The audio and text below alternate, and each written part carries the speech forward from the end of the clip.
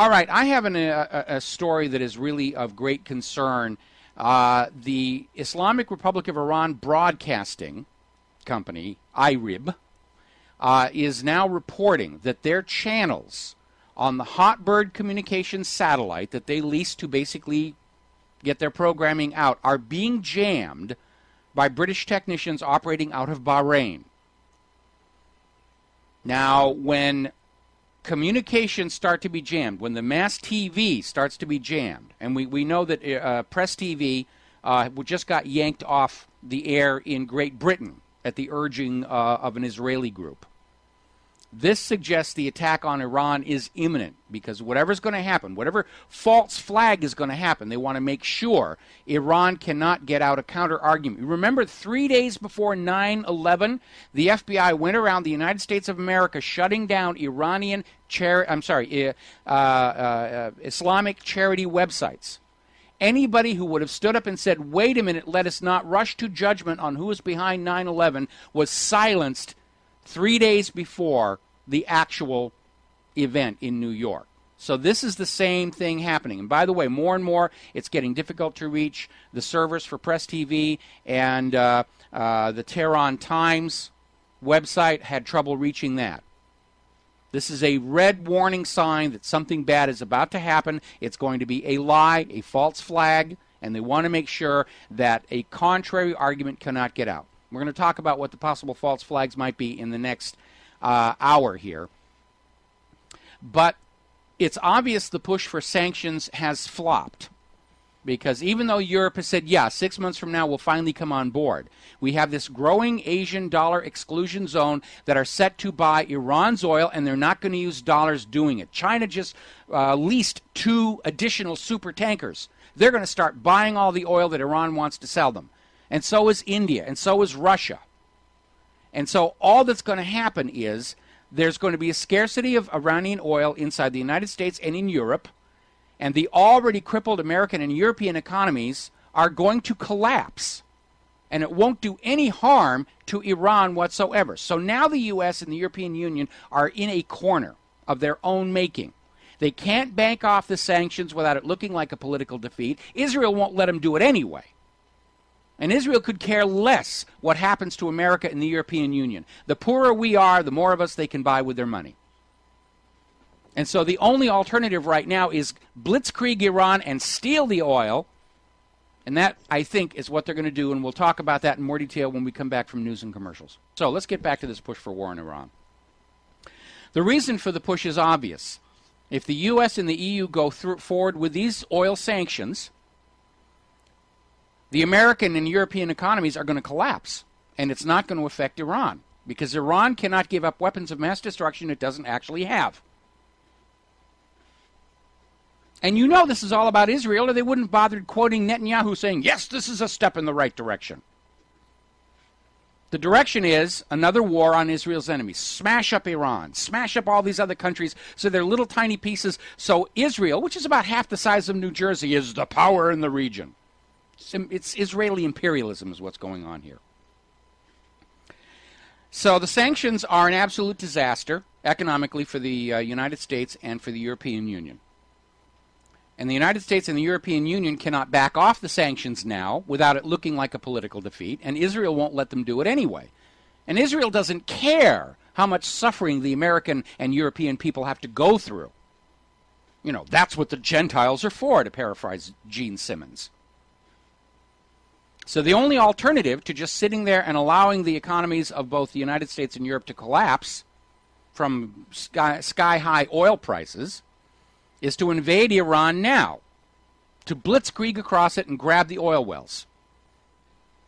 But the U.S. and Israel have to do it in a way that it makes it look like Iran is somehow to blame, or we're going to have Russia and China coming in on the other side. So there has to be some kind of a false flag. We were talking earlier about the USS Enterprise. That warning's gone already all over the net. At this point, I would say we've probably bluffed them out of trying to sacrifice a U.S. warship. But it doesn't mean they're not going to think about what else can we do that those morons out there in the real world have not already thought of. I mean, there are all kinds of false flags. I mean, considering the reality that they're jamming the Iranian TV satellites on Hotbird, that they're yanking Press TV in Great Britain, they're going to have to shut down the alternative media and the blogs somehow in order to prevent doubts about their false flag from being raised. So maybe it's a cyber false flag. We've been hearing all this stuff about anonymous and hackers this, and there's this one that Israel says is attacking them constantly. So it might be a cyber false flag, a virtual false flag. The internet gets crashed and they say, oh, it's those gosh darned Iranians. They've brought down the internet. Why would Iran do something like that? The alternative media is the only voice of sanity in this war-crazy world right now. Attack the Super Bowl? I mean, that's already been dealt with in a movie. The Black Sunday, it was called. Maybe even stage an attack during the State of the Union tonight. But they got to do something to make it look like this is all Iran's fault. And this story about weapons of mass destruction and nuclear weapons is falling on deaf ears because we got lied to about weapons of mass destruction before. And we remember, contrary to the hopes of the corporate media and Wall Street and Israel, we remember we were lied to before.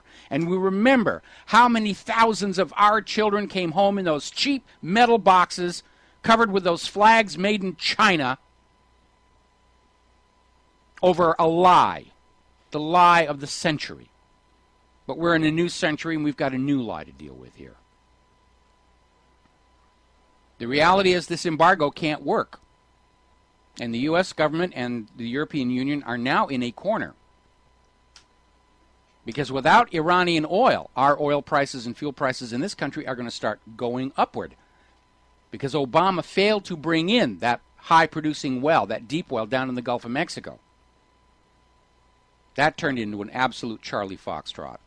And now British Petroleum is coming out and saying, yeah, the Obama administration pressured us into underreporting the damage. So I'm expecting a big bang, maybe not the Enterprise, but there's going to be something. Because if Israel and the U.S. just invade Iran, Russia and China have already said they will come in on the other side. And World War III will really crank up into overdrive. And the problem with that is the United States cannot win a conventional world war because we don't have the manufacturing, the manpower, or the money that allowed this nation to prevail in big mistake number 1 and big mistake number 2. And as we head into big mistake number 3, there will be a point where the U.S. government will realize they're losing a conventional war. And between that realization that they're losing a conventional war and final surrender, the mushrooms will start sprouting. Because remember, for all the talk about Iran and Iraq and all those gosh darn Arab Muslim nations, one and only one nation has ever actually used nuclear weapons on another country. And that is the United States of America. So these are very, very, very dark times, and I'm very angry and frustrated that for all the effort of all of us out here on the blogosphere, Jeff Rentz, myself, all these people, thousands now, we couldn't find anybody in the government who had any sense of morality or ethics or even just the wisdom to understand we're looking at a potential extinction level event. If this thing gets out of control and goes nuclear. And we're already looking at a government that is just sociopathic, bordering on psychotic. They're so addicted to money and power they can't let go.